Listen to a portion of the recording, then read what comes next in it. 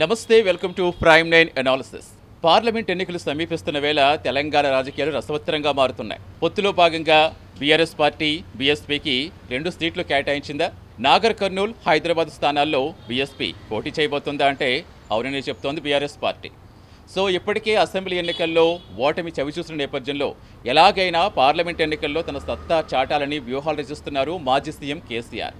ఈ నేపథ్యంలోనే బీఎస్పీతో పొత్తు పెట్టుకున్నారు. అయితే వరంగల్ సీట్ ఇస్తారేమో అని అందరూ కూడా ఎక్స్పెక్ట్ చేశారు అప్పట్లో. కానీ 1 సీట్ ఇస్తారనుకున్నారు. కానీ అనూహ్యంగా ఇప్పుడు కేసీఆర్ నిన్న 2 సీట్లు కేటాయిస్తూ నాగర్ కర్నూల్, హైదరాబాద్ ఎంపీ స్థానాలకు బీఎస్పీ పోటీ చేస్తుందని చెప్పారు. ఎలాగైనా పార్లమెంట్ ఎన్నికల్లో సత్తా చాటాలని చూస్తున్నారు.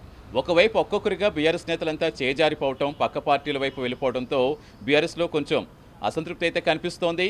అయినప్పటికీ ఎలాగైనా తమ పట్టు కోల్పోలేదని, రాష్ట్రంలో తమ పట్ల ప్రజల ఆదరణ ఇలాగే ఉంటుందని ఖచ్చితంగా అది నిరూపించుకునే టైం కాబట్టి డెఫినెట్గా పార్లమెంట్ ఎన్నికల్లో గెలిచి తీరుతామంటున్నారు. ఎలాగైనా పార్లమెంట్ ఎన్నికల్లో గెలిచి మరోసారి సత్తా చాటాలని మాజీ సీఎం కేసీఆర్ యోచిస్తున్నారు. ఈ నేపథ్యంలోనే పొత్తులో భాగంగా బీఎస్పీకి 2 సీట్లు కేటాయించారు. మరి బీఎస్పీ అండతో బీఆర్ఎస్ నిలదొక్కుంటుందా? ఏం జరుగుతుందో చూడాలి. నాగర్ కర్నూల్, హైదరాబాద్ ఎంపీ స్థానాల్లో బీఎస్పీ ఏ మేరకు ప్రభావం చూపించబోతోంది? బీఆర్ఎస్కు పొత్తులో భాగంగా ఆ సీట్లు సాధించి పెడుతుందా? So wait and see. ఇది ఇవాల్టి ప్రైమ్ 9 అనాలిసిస్.